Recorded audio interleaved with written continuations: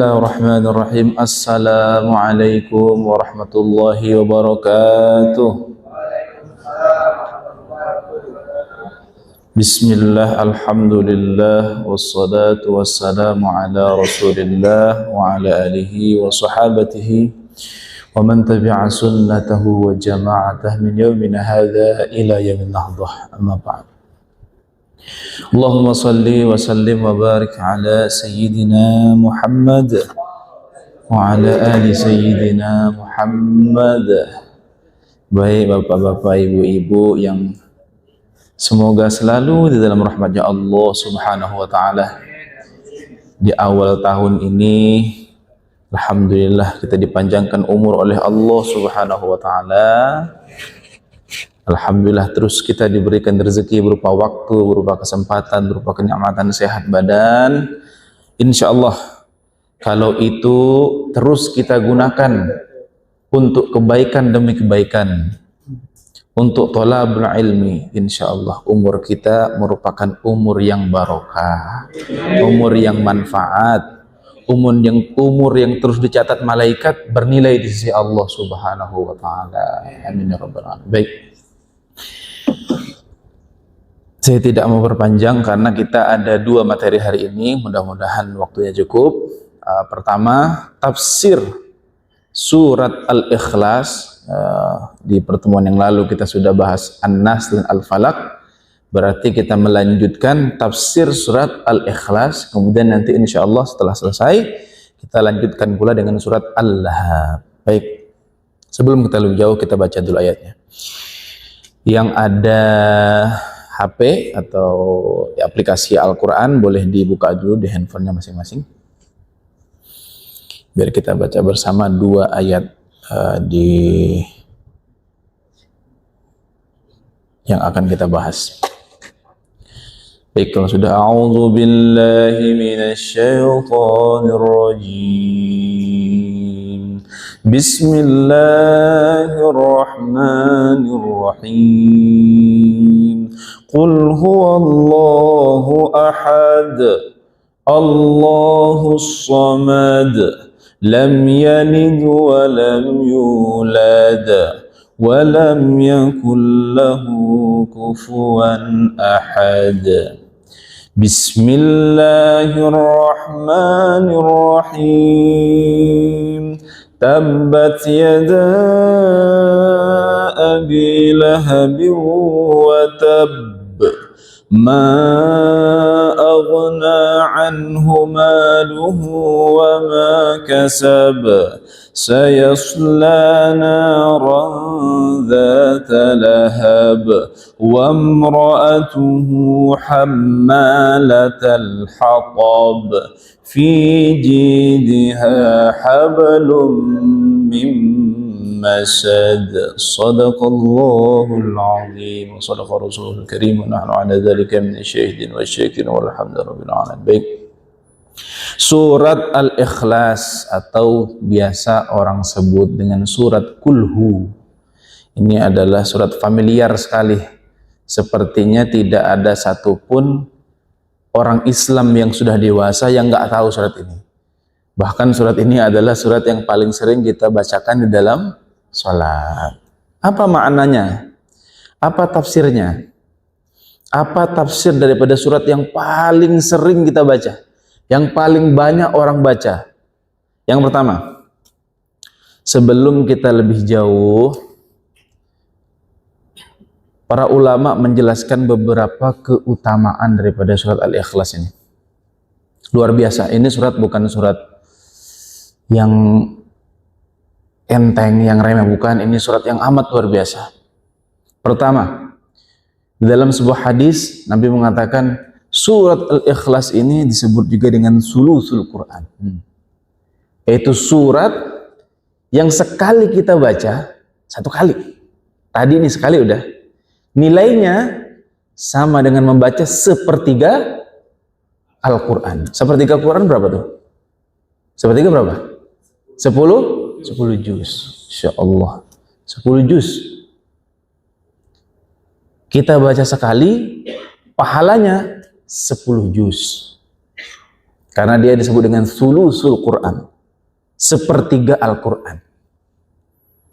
Surat ini juga kalau kita baca pagi dan petang, fadilahnya melindungi kita dari pagi petang, dari petang ke pagi lagi. Surat ini juga yang disebut Nabi, kalau kita rutinkan baca 10 kali sehari, boleh pagi, boleh sore, banallahu lahu, akan dibangunkan oleh Allah nanti di surganya itu istana untuk kita yang mudawamah membaca berapa?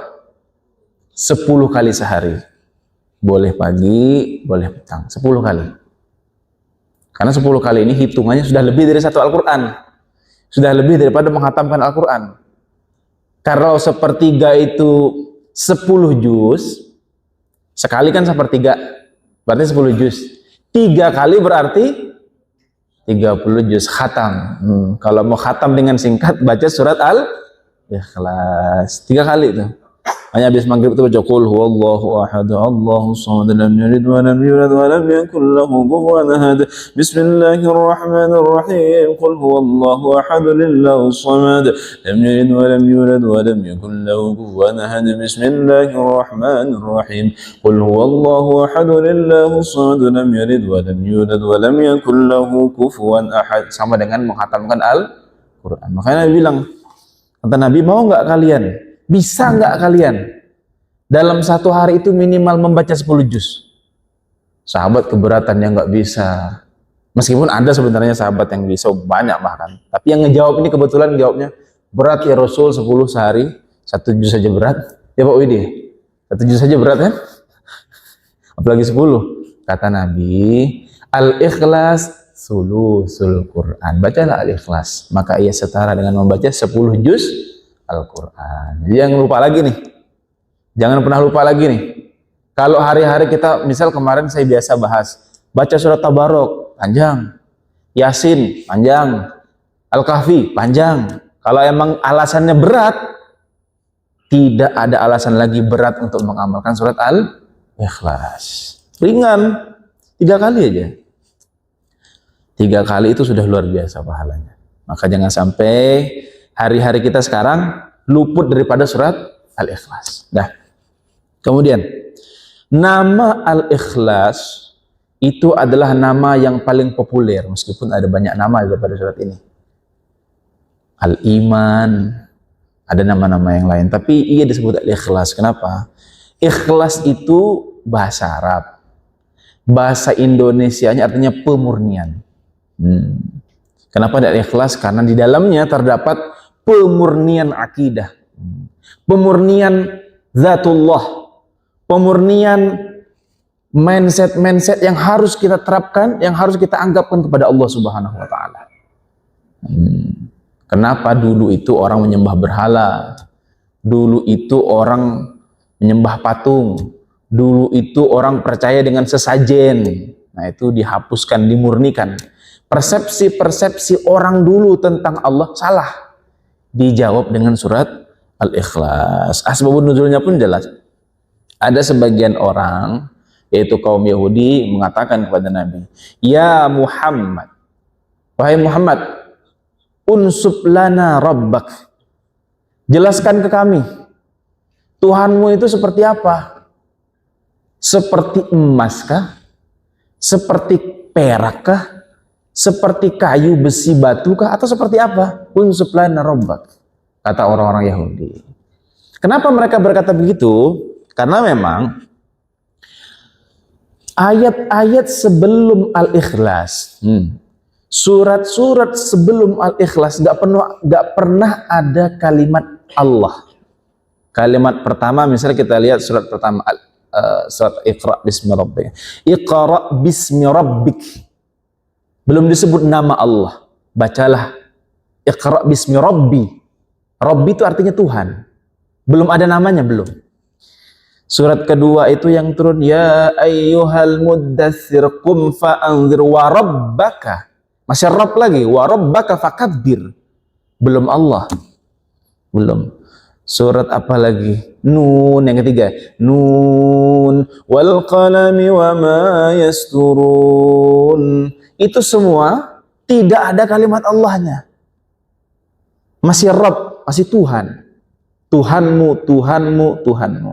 Maka ada yang penasaran, ya Muhammad, cobalah jelaskan ke kami, Tuhanmu itu kayak apa bentuknya? Karena yang mereka tahu Tuhan itu patung. Tuhan itu disembah, ada bentuknya. Nah, minta jelasin. Maka dengan sebab itulah turun surat Al-Ikhlas. Bagaimana Tuhan itu? Bagaimana Tuhan yang sebenar-benarnya Tuhan? Jelaskan. Bismillahirrahmanirrahim. Qul huwallahu ahad. Katakanlah ya Muhammad kepada mereka. Nah, kalau kita sekarang, katakanlah kepada dirimu. Ini harus ditanamkan.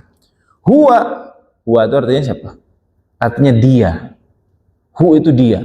Makanya nama Allah itu di dalam pandangan ulama sufi, ulama tasawuf tidak hanya Allah. Ada zikir itu hu itu zikir sufi, itu biasanya pakai hu. Allah, Allah, Allah, Allah. Ada juga la ilaha illallah, la ilaha illallah. Hu ini merujuk kepada Allah Subhanahu wa taala. Hu artinya dia. Dia siapa belum dijelasin nih. Qul huwallahu, dia namanya Allah. Nah, dari sinilah orang-orang Makkah waktu itu baru tahu, oh nama Tuhan itu Allah. Disebutkan hu-nya siapa? Huwallah. Katakanlah bahwa Allah itu ahadun, ahad. Di dalam bahasa Arab, ahad beda dengan wahid, meskipun akar katanya sama. Ahad artinya esa, tunggal, tidak berbilang. Wahid artinya satu. Kalau misalnya disebutkan ada satu orang masuk ke dalam ruangan itu, maka kita yang mendengar kalimat itu akan ada terbetik 2 orang, 3 orang, atau 4 orang. Karena satu angka. Tapi kalau dibilang satu-satunya orang yang ada di dalam ruangan itu, maka apa yang terbetik? Ya nggak ada 2, nggak ada 3, begitu pula 4. Makanya kalimatnya bukan wahid, tapi ahad, esa. Tidak ada duanya. Tidak ada samanya. Tidak ada serupanya. Allah itu esa di dalam 3 hal, tolong diingat. 1, zatihi, zatnya Allah itu esa. Apa maksudnya zat Allah itu esa? Manusia nih, kalau saya sebut saya atau Pak Widi atau Pak Arifin, 1 orang, kira-kira secara zat Pak Widi ini 1 orang yang esa, yang tunggal, atau punya unsur? Atau punya unsur? Punya ada mata, ada telinga, ada jantung, ada hati, ada limfa, dan sebagainya. Esa enggak? Sudah tidak esa. Kita ini hanya disebut 1 aja, 1 orang. Seorang Pak Widi misalnya. 1. Tapi secara hakiki, secara zatihi, secara zat, apakah kita benar-benar 1? Kita terdiri dari unsur-unsur. Atau jam tangan lah. Jam tangan misalnya. 1 jam tangan. Apakah dia benar-benar tunggal? Tidak. Ada jarumnya, ada baterainya, ada besinya, ada pengaitnya, sebagainya. Dia tidak tunggal. Allah, tolong, kita mulai menerawang ini. Allah itu secara zat esa, benar-benar tidak ada unsur tambahan apapun. Karena dia ahadun. Ahad maknanya esa. Ya. Jadi ketika kita membaca qul huwallahu ahad, sudah tidak ada terbetik lagi tuh. Ada unsur, ada tambahan, ada isi yang lain daripada yang esa itu, nggak ada. Secara zatnya dia benar-benar esa, tunggal. Secara zat. Yang kedua, huwallahu ahad, esa secara sifat. Sifat Allah itu pun esa.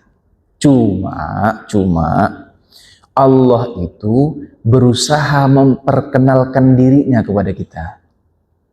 Ada Rahman, Rahim, Malik, Kudus, Salam, Mukmin, Muhaimin, dan seterusnya lah. Itu adalah cara Allah memperkenalkan supaya kita tidak buta.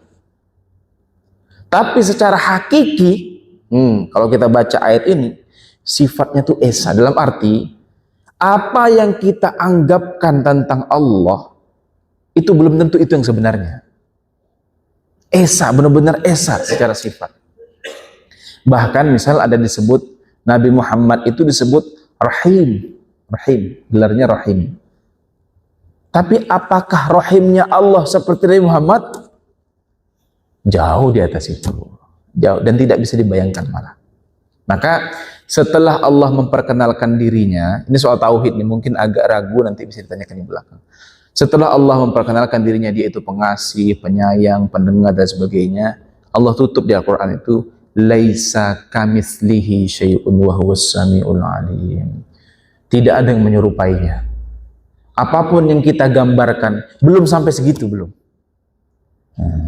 Jadi dia secara sifat ahadun esa. Terakhir, Allah itu esa, tunggal secara perbuatan. Dalam arti, tidak ada yang terjadi di dunia ini yang terlepas dari izinnya Allah Subhanahu wa Ta'ala.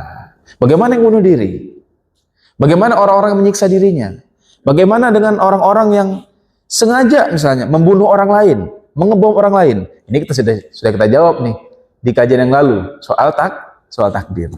Kalau dulu menyimak paham. Pokoknya kalau saya harus jelasin lagi panjang. Nah, takdir itu sistem gitu. Nah, yang ingat, yang benar-benar nyimak waktu itu pasti paham bahwa Allah itu benar-benar esa secara perbuatan, secara af'al. Secara af'al. Tidak ada segala sesuatu yang terjadi ini terlepas dari izinnya Allah Subhanahu wa Ta'ala. Itu artinya.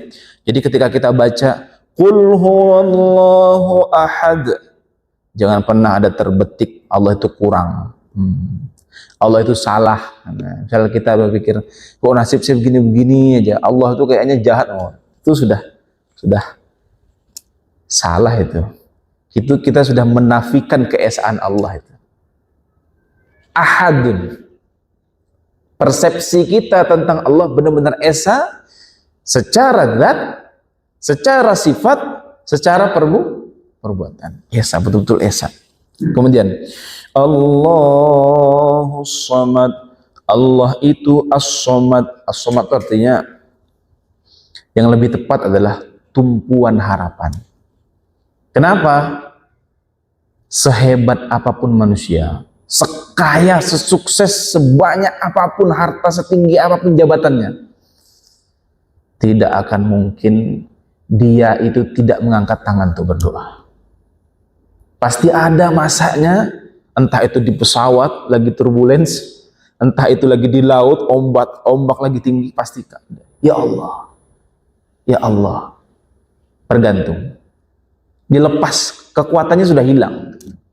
Allah As-Samad tidak bergantung dengan apapun. Tidak bergantung dengan apapun dalam keadaan apapun. Kalau manusia, justru dia bergantung.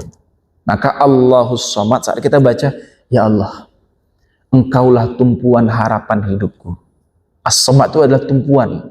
Ya Allah, keadaanku begini, keadaan anak begini, keadaan keluarga begini, keadaan istri begini, keadaan mertua begini, keadaan menantu. Itu semua Allahus Samad. Saat kita baca itu tuh, letakkan seluruh harapan, lepaskan seluruh harapan kita kepada Allah Subhanahu wa Ta'ala. Allahus Samad. Dialah tempat kita bertumpu, menumpukan seluruh harapan yang kita inginkan. Bedanya dengan manusia, manusia sesukses, sekaya, setinggi apapun jabatannya, belum bisa melepaskan dirinya daripada berharap. Dirinya masih berharap, entah berharap pertolongan, berharap keselamatan dan sebagainya. Kalau Allah ahadun, esa, lepas dari berharap dengan siapapun. Justru dialah tumpuan harapan manusia. Itu artinya Allahus Samad. Jadi kalau baca Qul huwallahu ahad, lepaskan. Lepaskan seluruh pikiran negatif, anggapan negatif, mindset negatif tentang Allah. Karena, kata Imam Ghazali, jangankan yang negatif, yang positif kita sematkan ke Allah, itu belum sampai lagi. Itu belum sampai kepada taraf kebenaran. Kenapa? Otak atau pikiran kita ini dibikin terbatas. Seperti lebarnya tangan kita. Bisakah kita memeluk gunung? Bisakah memeluk gunung? Nggak bisa ya, karena batasnya Allah bikin segini. Sama dengan pikiran kita. Nggak bisa kita menjangkau Allah. Makanya kata di dalam hadis qudsi itu, jangan pernah berpikir tentang zat Allah. Jangan pernah berpikir tentang zat Allah. Karena kita nggak akan pernah nyampe. Gimana zat Allah? Nggak akan mungkin sampai. Tapi berpikirlah bagaimana mencari ridhonya Allah. Bagaimana menjadi hambanya Allah. Itu yang kita pikirkan. Nah, baik. Yang ketiga, lam yalid wa lam yulad. Allah itu tidak beranak dan tidak diperanakkan. Kenapa ini? Kenapa ada ayat begini? Karena Kristiani itu sudah ada pada zaman itu. Bangsa Romawi itu sudah besar, kerajaan daerahnya sudah luas besar sebelum adanya Nabi Muhammad. Jadi orang-orang yang beranggapan teologi Trinitas, Tuhan itu ada 3, Tuhan Bapa, Tuhan Ibu, Tuhan Anak, itu sudah dari dulu, sudah jauh sebelum kehadiran Nabi Muhammad. Makanya tegas Al-Quran itu kafir orang yang mengatakan Allah itu salisu salasah, satu di antara 3. Nah, ini maka lam yalid walam yulad. Allah itu tidak diperanakkan, tidak beranak dan diperanakkan. Kalau Allah beranak, asumsinya apa orang punya anak? Saat tua ada yang bantu, berarti Allah butuh dong. Ya enggak? Saat kita asumsi punya anak itu apa? Saat sudah lemah, sudah tua renta, ada anak yang nolong saya nanti, ada anak yang memandikan saya dan sebagainya. Kalau Allah beranak, berarti Allah butuh. Allah lam yalid, Allah tidak beranak. Anak itu untuk apa? Agar nama kita terus dikenang. Makanya dalam istilah Arab itu Muhammad bin Abdullah. Karena apa Abdullah terkenal? Karena Muhammad. Supaya nama kita langgeng, kan begitu. Jadi kalau Allah beranak, kalau Allah diperanakkan, itu tanda Allah butuh. Kalau Allah butuh, sudah cacat sudah. Sudah cacat. Nah, maka Allah itu, Tuhan itu lam yalid walam yulad. Allah itu tidak beranak dan tidak diperanakkan. Dulu orang-orang jahiliyah itu mengatakan malaikat-malaikat itu anaknya Allah. Orang Kristiani mengatakan Isa itu anaknya Allah. Orang Yahudi mengatakan Uzair itu anaknya Allah, Uzair bin Allah. Ini dibantah. Allah itu tidak beranak. Makanya panggilan kepada Nabi Muhammad itu adalah kekasihnya Allah. Supaya tidak keliru lagi.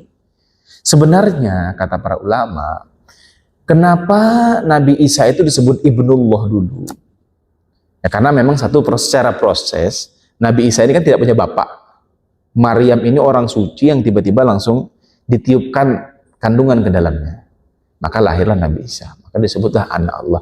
Maksudnya kalimat anak Allah itu, Ibnullah itu waktu itu.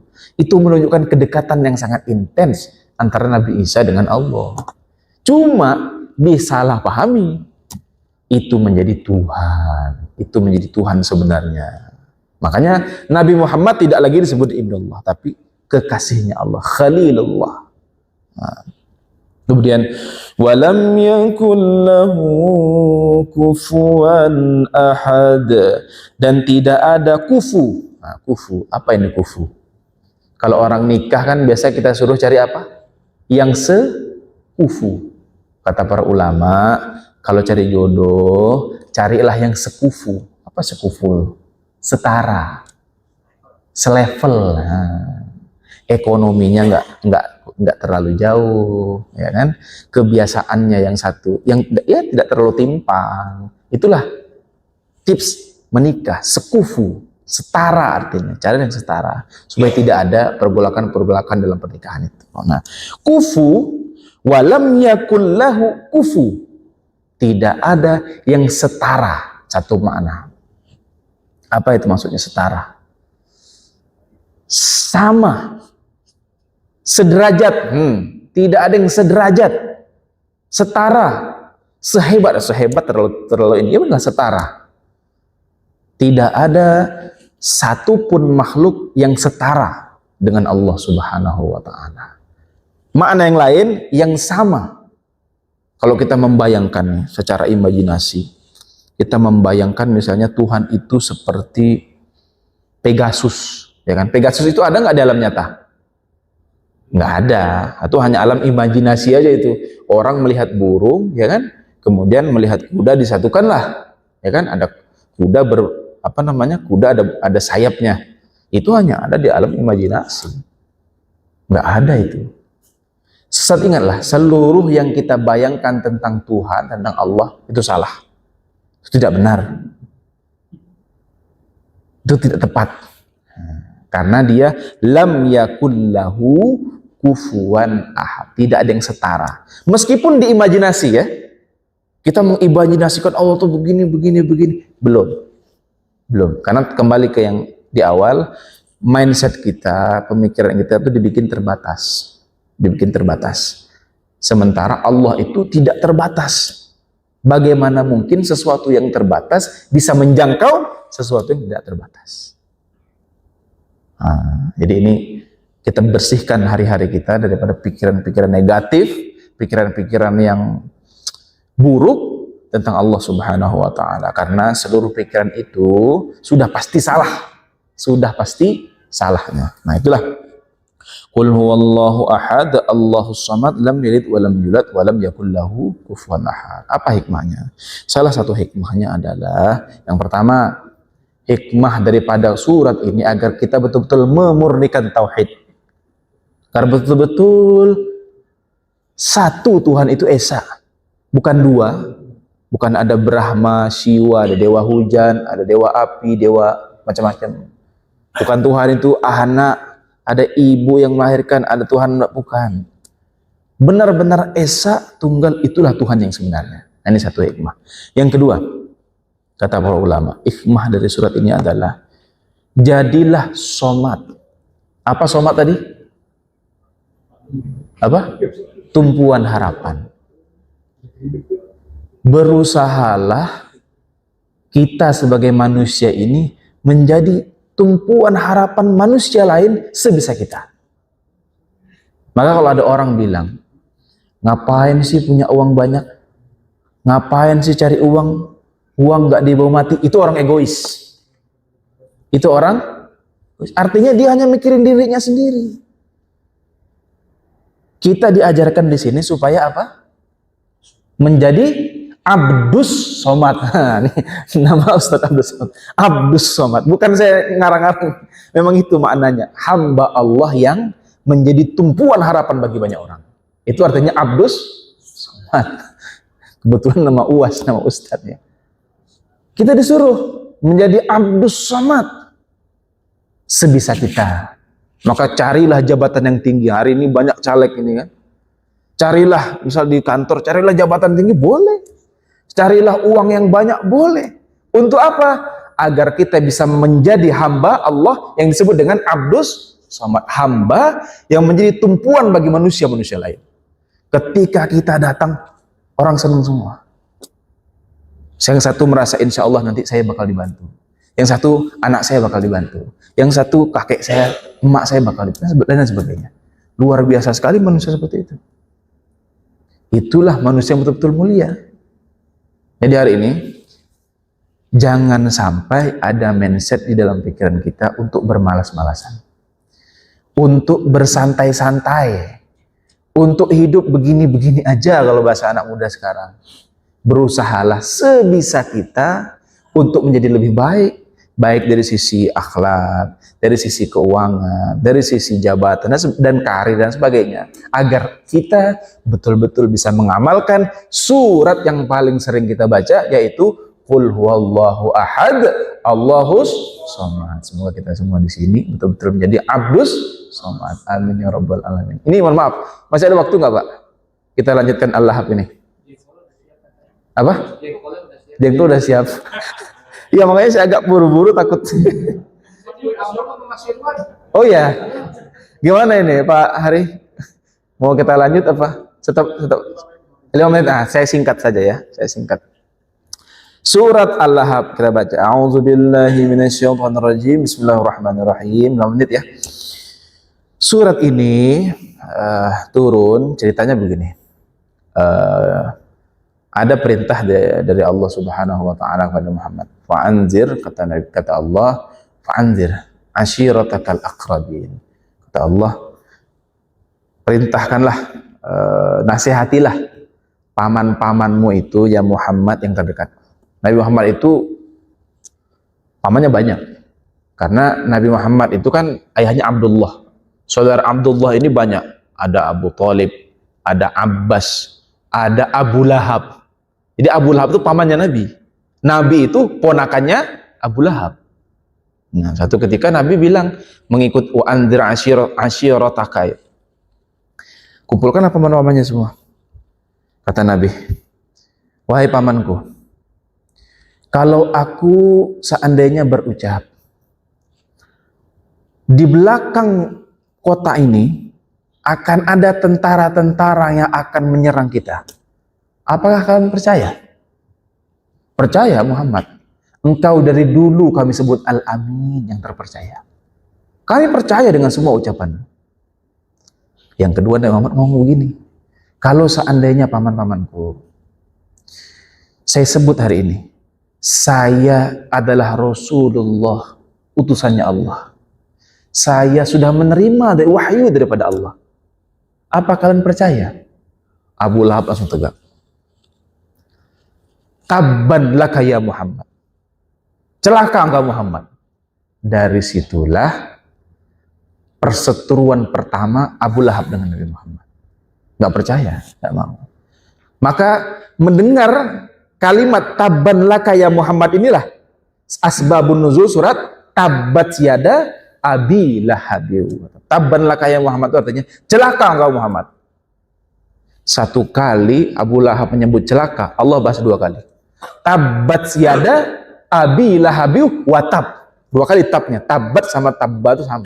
Tabbat yada Abi Lahab wa tab. Celaka engkau Abu Lahab. Di terakhir watab lagi, celaka engkau Abu Lahab. Apa yang celaka? Tabbat yada Abi Lahab. Selalu pakai yada untuk sepanjang ini. Yada satu aja lah, yada. Kenapa pakai yada? Yad itu artinya biasa kalau dalam surat lain itu yadullah fawqa aydihim. Artinya apa? Tangan Allah di atas tangan mereka. Selalu istilah ini dipakai. Tabbat yada, celaka tangan engkau Abu Lahab.